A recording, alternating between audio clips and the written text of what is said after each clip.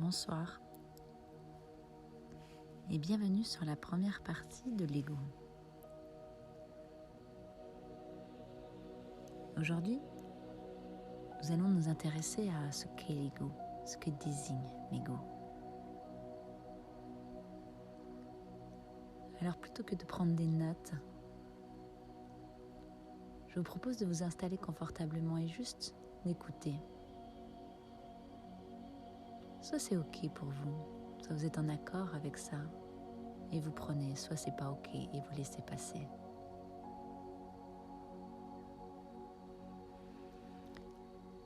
L'ego désigne la représentation ou la conscience que l'on a de soi-même.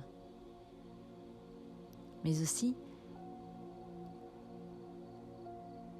il est considéré soit comme le fondement de la personnalité, soit comme une entrave à notre spiritualité. Et c'est en cela que cela nous intéresse. L'ego peut être sournois, il peut prendre différentes formes. C'est là où il est intéressant de le démasquer afin de nous en défaire. Mais l'ego, nous l'avons créé, il sert aussi. Et ça, nous le reverrons dans la deuxième partie. Alors, quelle forme prend-il ? Nous le connaissons sous la forme du bourreau. C'est lui qui accuse, qui culpabilise, qui juge. C'est quand vous vous dites intérieurement, mentalement, je n'ai pas assez bien fait, je suis nul. Je devrais faire comme ci, comme ça. J'en ai pas fait assez.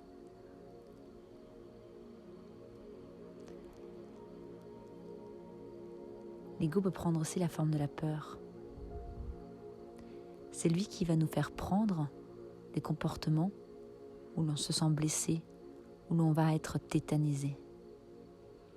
Il va nous faire croire que le monde va s'écrouler. Comme par exemple les enfants. Certains ont beaucoup d'ego. Les enfants qui n'osent pas demander quelque chose par peur que l'on nous réponde non, qu'on lui réponde non. Il va alors faire croire à cet enfant que c'est un terrible échec si jamais on lui répond non.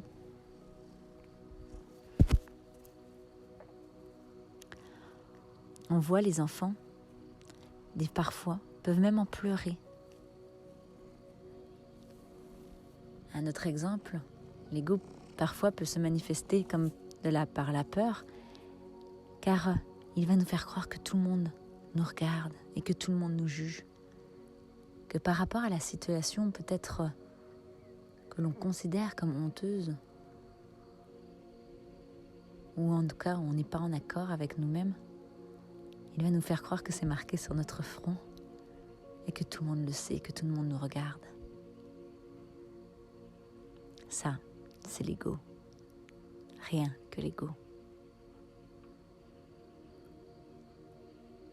Il peut prendre aussi la forme d'agressivité. L'ego va nous faire croire que l'on est attaqué. Car par des jeux complexes de pensée, en 1 millième de seconde, il va nous mettre en désarroi. Au travail, par exemple, on le voit bien. C'est la base. Pour nous, c'est difficile de dire les choses et que pour une fois, on s'autorise de dire les choses. Alors d'un coup, on va quand même prendre peur. Après notre parole, on va se juger tout d'abord. Alors là, notre ego va prendre tout d'abord la forme de bourreau. On va se dire, on n'aurait peut-être pas dû dire ça. Peut-être que j'ai peur des répercussions. Qu'est-ce que ça va dire ? Qu'est-ce qu'on va dire de moi ? Mais aussi, on va se sentir agressé par les autres. Comme il va prendre la forme de peur, il va nous faire croire que tout le monde est au courant, que toute l'entreprise est au courant de ce qu'on a dit. Et donc, on va se sentir agressé par n'importe quelle personne qui passe. Car on va se dire « Oh, elle n'a pas dit ça. Elle a dit c'est comme si. D'habitude, elle ne dit pas ça. » Et donc, elle le sait. « Oh mince, j'ai dépassé mes limites. Ça va me retomber dessus. » Alors qu'en fait, ce n'est que notre ego.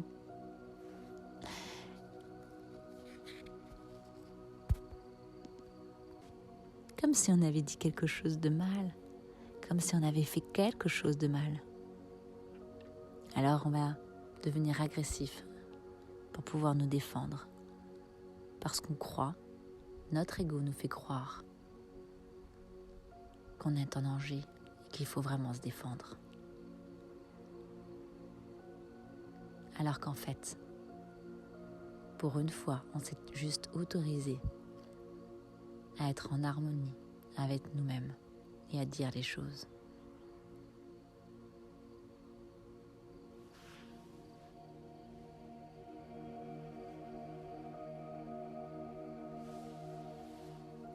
L'ego peut prendre aussi la forme également de victime. Il va nous laisser entendre qu'il est bien parfois d'être une victime. Alors on va tout faire et on va tout mettre en place, des comportements ou des actes, afin que l'on reste victime. Ça, c'est l'ego qui nous fait faire ça. Je ne suis pas bien, car c'est à cause des autres, c'est à cause du Covid. Je ne suis pas bien parce qu'il est venu me parler, il n'aurait pas dû me dire ça, etc.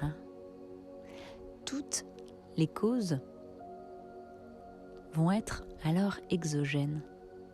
Toutes les causes de votre souffrance vont être dues à l'extérieur.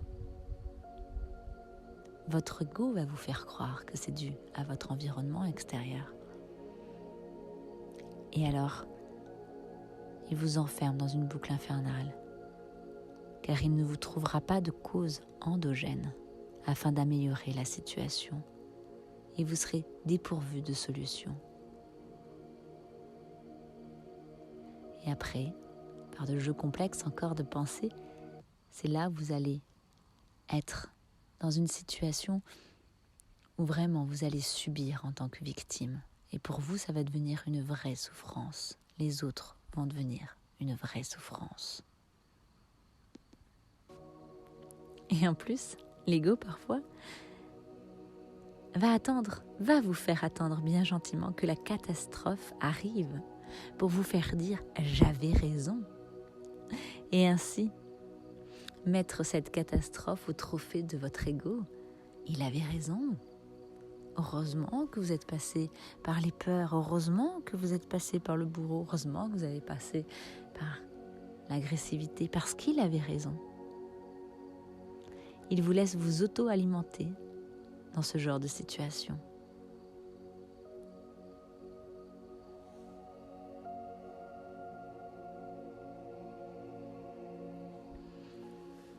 L'ego va prendre également la forme de la dévalorisation permanente. Je vais dire par exemple, face à des personnes que je ne suis pas belle, pour attendre un compliment. Car votre ego est quand même coquin et sournois.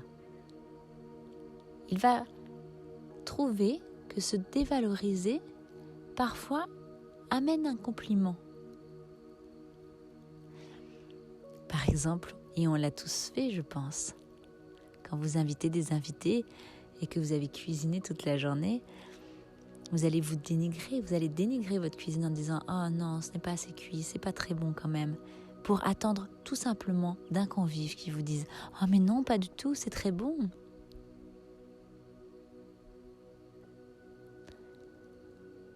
Si vous prenez du recul, est-ce que réellement vous aviez trouvé ça que c'était vraiment pas bon ? Ou est-ce que c'était pour attendre un compliment justement ? Si c'était pour attendre un compliment, c'est votre ego qui vous a joué encore un tour.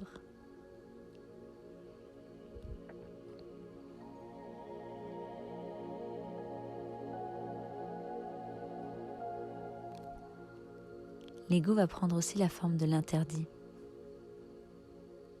Partout, où l'on se dit qu'il ne faut pas faire telle ou telle chose. C'est l'ego. Car en fait, on a besoin de se faire plaisir. Notre corps a besoin de prendre du plaisir et de se faire plaisir. Et l'ego, lui, va créer cette cage où il n'est pas bien de faire, au cas où vous ne réussissiez pas, au cas où vous soyez jugé par les autres. Et là, il reprend la forme de la peur.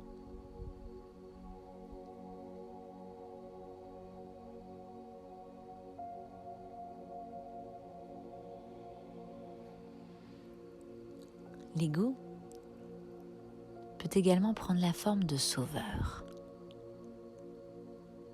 Montrez à n'importe quel moyen que vous êtes indispensable et que vous sauvez les gens.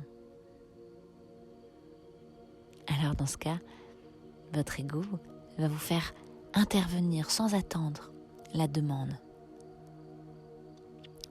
Car il va vous faire croire que vous n'existez pas autrement. Et on le voit parfois,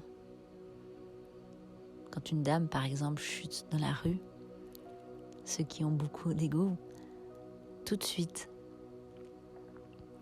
ils vont déployer beaucoup de moyens disproportionnés à la situation pour pouvoir dire au monde entier, à la victime en l'occurrence, qui est tombée dans la rue, et à tous les autres passants, regardez, je la sauve, je suis sauveur, heureusement que j'étais là. Ou alors, il va vous faire croire que vous êtes indispensable au travail, que vous êtes très important, que vous êtes la solution de l'entreprise. D'ailleurs, les managers, ayant aussi de l'ego, beaucoup d'ego parfois, vont capter cette énergie. Et donc, on vous laisse entendre, voire même vous le dire, que oui, heureusement que vous êtes là. Mais cela va aller jusqu'à l'épuisement, malheureusement.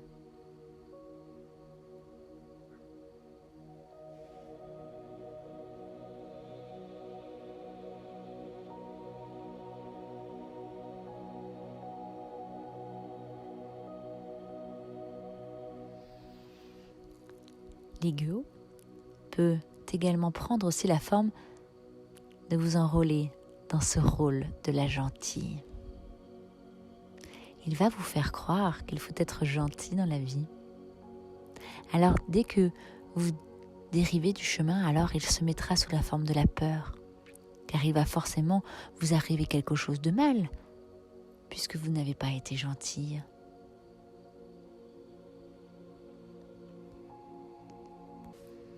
Il peut aussi vous faire adopter des comportements excessifs, jusqu'à en oublier le respect pour l'autre de manière complètement inconsciente. Par exemple, donner de l'argent ou offrir sans cesse des cadeaux à des gens que vous côtoyez peu, vos voisins par exemple, ou chez des personnes dans lesquelles vous êtes invité mais que vous côtoyez peu.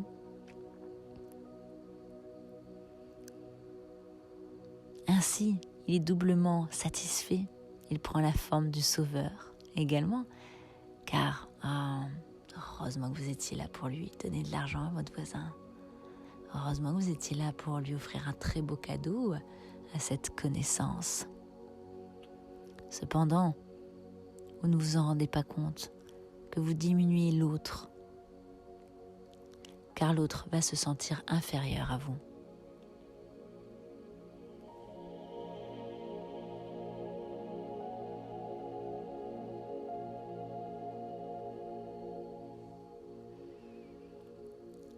L'ego va également prendre la forme de la jalousie. Vous faire croire, déjà en prenant la forme de la dévalorisation de vous-même, puis la forme de l'agressivité pour arriver à la jalousie. Par exemple, si on parle de l'anniversaire de Julie, qui va durer 3 jours, avec plein de gens qui manifestent leur engouement pour organiser cet anniversaire de Julie, car ils aiment Julie. Il va y avoir toute une effervescence, une organisation des appels téléphoniques, des SMS, des textos dans tous les sens. Bref, de petites attentions en amont, afin que Julie ait un très bel anniversaire. Et déjà, votre ego vous dit « On ne m'a pas fait ça à moi, je ne dois pas le mériter ». C'est ainsi qu'il va prendre la forme de la dévalorisation.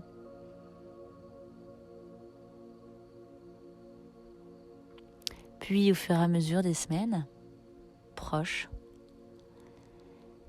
de l'anniversaire de Julie, d'un coup, votre ego va vous mettre dans cette agressivité. J'en ai marre d'organiser. Personne ne fait rien, il n'y a moi qui organise. Et en même temps, il vous met dans ce rôle de sauveur. Heureusement que vous êtes là pour l'anniversaire de Julie. Mais d'un autre côté, il n'y a que vous qui faites. Et après, tout simplement pour arriver à la jalousie. Mais bien évidemment, votre ego ne vous le dira jamais, ne vous le fera jamais penser que vous êtes jaloux. Ce sera quelqu'un un jour qui vous le dira. Et quand vous serez démasqué, alors, cela peut-être se dissipera, parce que vous aurez pris conscience qu'effectivement, peut-être que vous êtes jaloux. Ou alors, vous allez retomber dans la victime. Ou alors encore, vous allez vous remettre dans le rôle de la gentille, en vous culpabilisant. Et donc vous allez faire 2 fois plus que ce que vous aviez déjà fait ou mis en place pour œuvrer à ce bel anniversaire de Julie. Car c'est vrai, on ne le sait jamais, si Julie apprenait que vous étiez jalouse d'elle pour son anniversaire, votre ego va donc vous faire croire qu'il faut redoubler d'efforts parce que vous avez dévié du chemin de la gentille.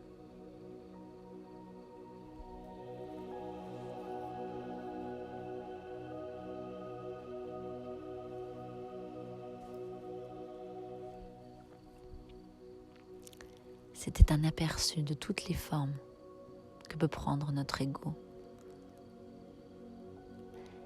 Et on peut s'en rendre compte qu'il est en permanence là, effectivement. Et on comprend mieux aussi pourquoi Isa Padovani l'appelle l'enfant moi.